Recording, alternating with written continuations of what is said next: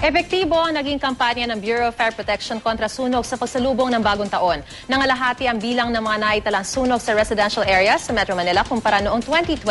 May ulat on the spot si Jamie Santos. Jamie? Maris, malaki ang ibinaba ng mga insidente ng sunog sa Metro Manila sa pagsalubong ng taong 2013 ayon sa Bureau of Fire Protection.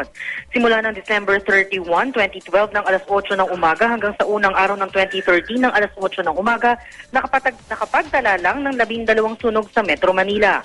4 na sunog ang naganap ng December 31 at 8 pagpasok ng 12 midnight o January 1. 7 sa mga ito ay residential establishments ang involved. Isang bus na nasunog at ang iba naman daw ay maliit na insidente ng pagliyab ng mga poste.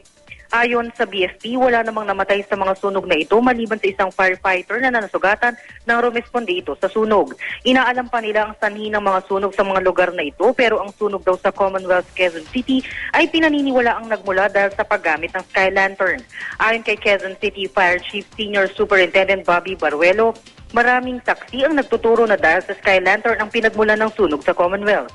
Bago raw kasi naganap ang sunog, namataan na may nagpapalipad nito. Sabi ni Baruelo, dahil hindi naman daw sila policy maker, maaaring irekomenda ng National Headquarters ng PFP ang pagbaba ng paggamit ng sky lantern kung hindi man daw ay ma-regulate man lang daw lamang ang paggamit nito. Dapat daw kasi ginagamit ito sa open space at wag na wag sa urbanized at highly congested area para iwas sunog. Pero bagamat may mga naitalang sunog, 50% daw ang ibinaba nito kumpara sa kaparehong panahon noong taong December 31, 2011 at January 1, 2012, kung saan nagkaroon ng 21 fire incidents. Ayon kay BSP Regional Director Senior Superintendent, Chief Superintendent Laguna Santiago, maganda ang resulta ng fire prevention campaign ng BSP.